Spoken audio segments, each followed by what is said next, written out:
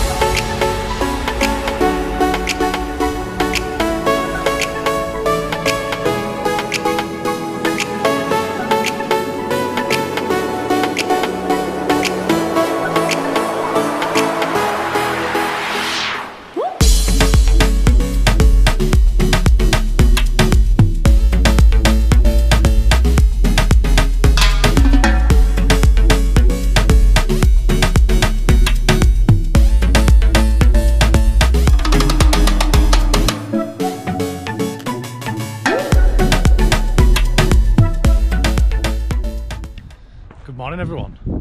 So it's mapping day. We're here at Scuba Clinic in Chesterfield.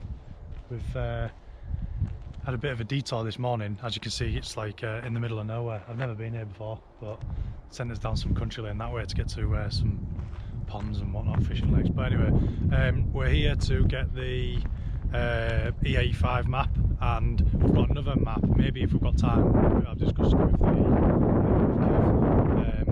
another alternative fueling, but we'll see if we've got time. Yeah, we'll get straight into it. Anyway, I'll introduce you to Beef, and is his nickname. I don't know his first name, but we'll find out. And then Kev, and then a couple of the other guys, and maybe get have a little look around, you know, see the different areas and what they do.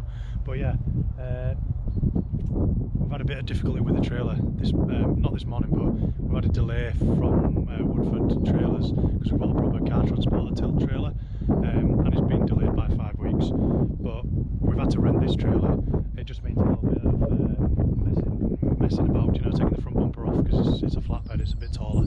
But we've got to do that now, and then I'll get some more footage when we're inside. So I'll speak to you soon.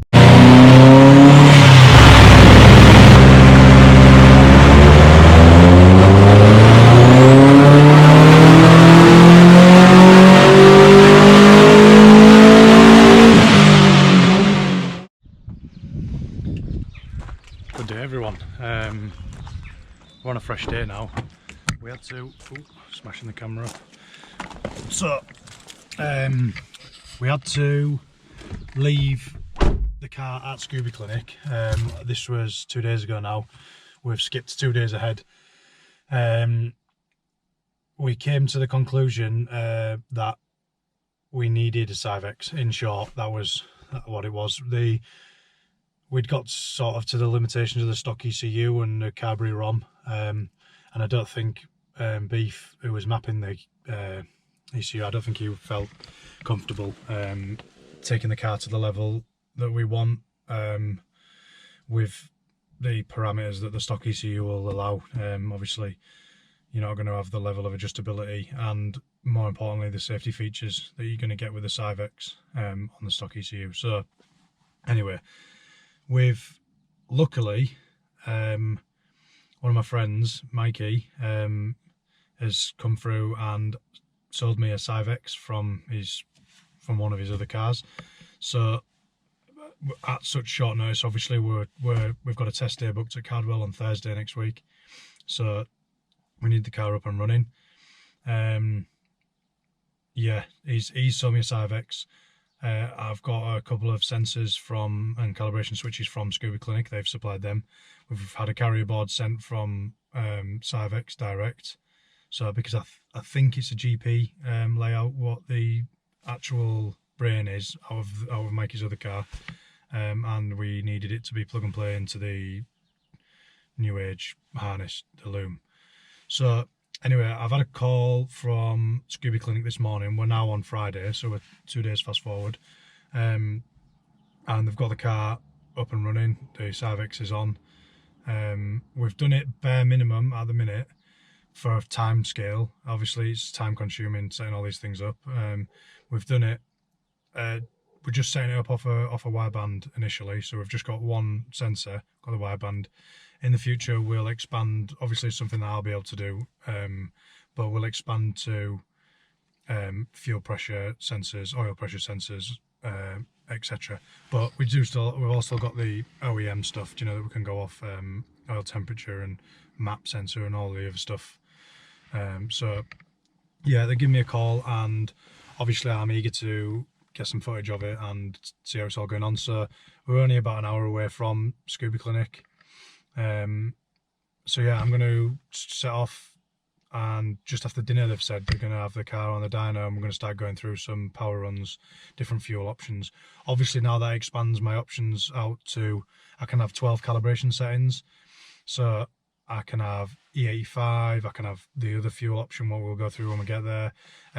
There's a third fuel option now, which we're going to be using, and also then I can have a valet mode. People have got Syvecs, you'll know, but I can have valet mode, so if I drop the car off somewhere I can put it in that mode and then it won't allow it to rev past a certain RPM. I can have more progressive wet weather maps, different launch strategies. So it's just opened a massive spectrum up now to what we can do with the car. But I'll fast forward and I'll speak to you when we get to Scuba Clinic, and then we'll go through a bit more detail what we're going to be doing. So yeah, I'll see you soon. Right, we're back. We've driven back across here, back at Scuba Clinic. They've just pulled the car. You can hear it. I've come outside because it's real noisy, but I'll try and keep out the wind because it's real bad wind. Anyway, yeah, they've got it back on the dyno. As you can see, in there? Yeah, no, maybe not. I'll go in a minute. They're just doing all the, I presume they'll be doing all the, like, setting all the base parameters up and stuff, but I'll try and get as much footage as I can. I'm going to go over what fuels we're going to be running. I'll try and go in here whilst it's a bit quieter, but we've got just normal V-Power in here. Let me go grab this. 2 minutes. So we've got the, you won't be able to hear anything.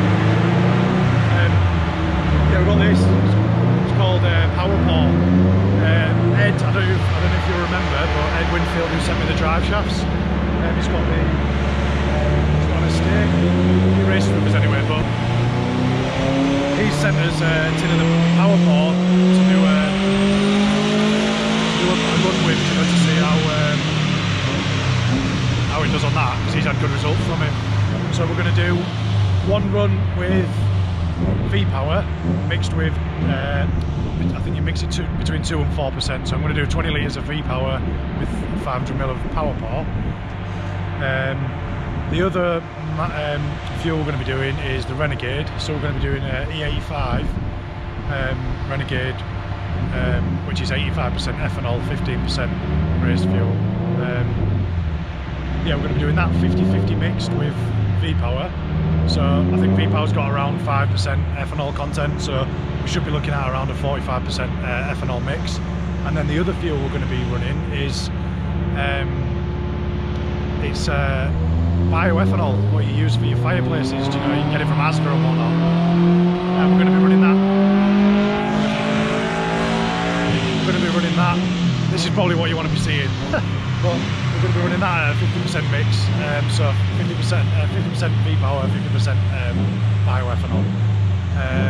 And then we may put a V-Power map on there as well, you know, just for, I don't know, times when we want it just on V-Power. But yeah, I'll go back in there and I'll put you, you know, some videos of the screen, what they're doing, and then videos of the dyno runs. Yeah, so I'll speak to you soon anyway.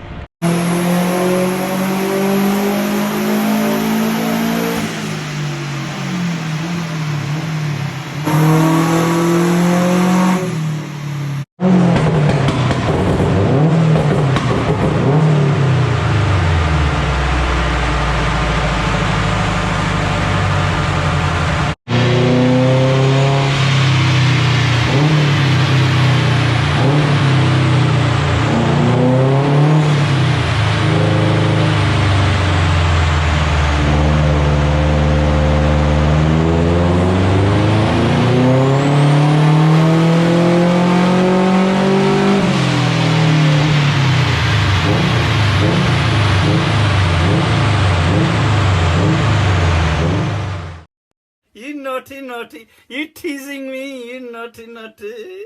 So I've got 20 litres of the V-power in. I'm doing a run now with the power ball. So I'm at like 480, 488 on V-power straight. So we're going to see how much timing we can put forward.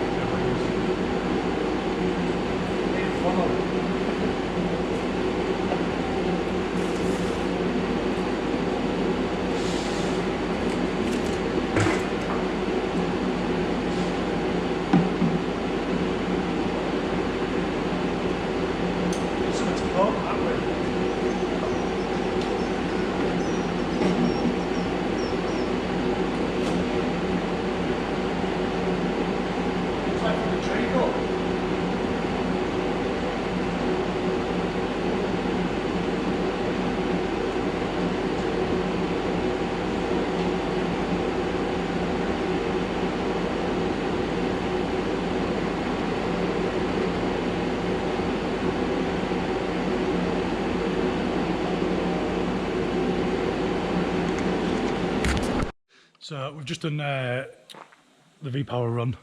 It's made, what did it make? Was it 488? 488 it's made on V-power. Well, I haven't got the graph up on the screen in a minute, we've got another one, but we tried that fuel additive, what I showed you, the power paw, or, well, what Beef's called it, piss paw, but I've spoke to Ed and it might have been a gone off tin or something, but yeah, it made less power. We tried to put 2 or 3 more degrees timing in, and then we had to take it back out again. I seen the thing, it got a couple of pings, you know, of detonation, so took that out. I'm just draining, I'm in the middle of draining the tank now. I'm going to show you, but you can't really see under there, but yeah, it's jacked up, draining the tank out. We're just going to get the V-power in now, so V-power 50-50 with the ethanol, with the Renegade stuff. See what it does. Should get another 10% maybe, 15%. But yeah, we'll see. I'll bang back on tripod anyway, and yeah, I'll speak to you soon.